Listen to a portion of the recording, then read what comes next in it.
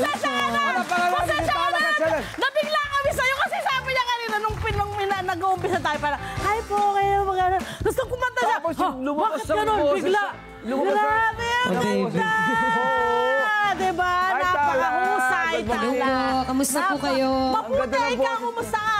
Okay lang po. Kanina pa po ako kinakabahan pero nung nandito na, nawala. Yan naman ang goal natin dito sa Love Story pa and everything. Yung maging at home ang lahat. Totoo naman. Napakahusay mo talang. Ganda ng boses mo. Bati ka naman sa mga fans, sa mga followers mo. Ayan, hello po sa lahat ng mga nanonood. Ang aking family, Justine, yung mga anak ko. Ayan, at syempre sa aking mga friends. Hello! Family ko kaila mama, hi! Yan! Oh, Lala, itong yung talento, kailan mo ba na-discover ito? Ikaw ba yung tipo yung bata pa lang kumakanta-kanta sa bahay, sa kwarto, sa banyo? Opo, actually po, nag-start ako magkanta-kanta. Wala lang, trip-trip lang sa CR lang po. Pero yung lola ko, siya yung sinasabi sa akin na maganda yung boses mo. Talaga naman tama yung lola mo. Yes! Shoutout sa mga lola! Naniniwala sa kanila mga apo. Love you, mami.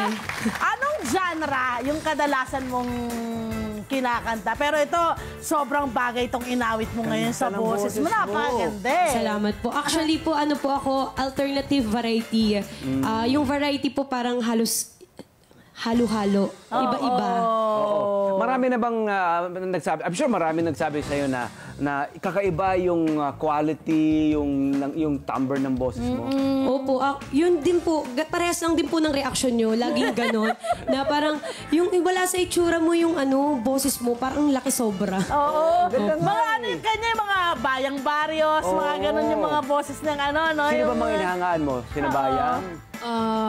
Iba-iba din. Parang halos lahat naman po ng mga gagaling na sikat na singer. Sila yung tinitignan ko talaga. Galing eh.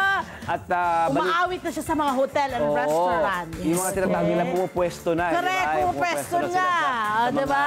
Malalaking mga establishment. Correct. I'm sure ikaw lagi ka sumasali sa mga singing contest.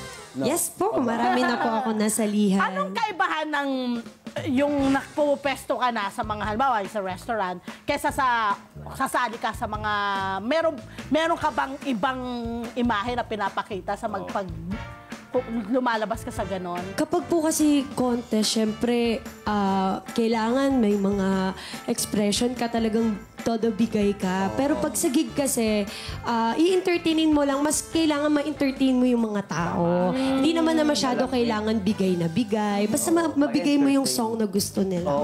Ang laking diferensya na naman, Tama. Husay.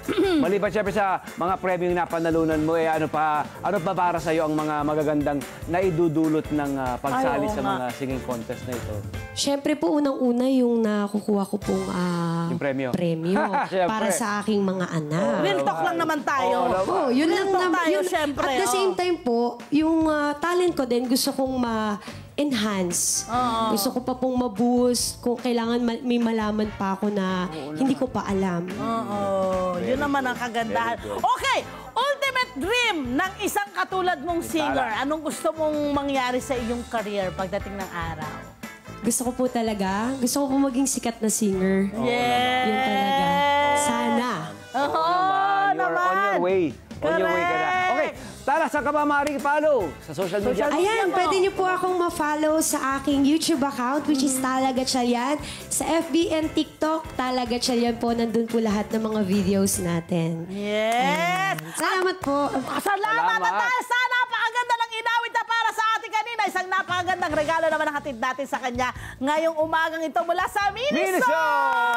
Thank you po. Ang Miniso po ay one-stop shop na pwede niyong puntahan anytime. Iba't ibang produkto pa ang mabibili rito mula sa household items, health and beauty, daily life products, fashion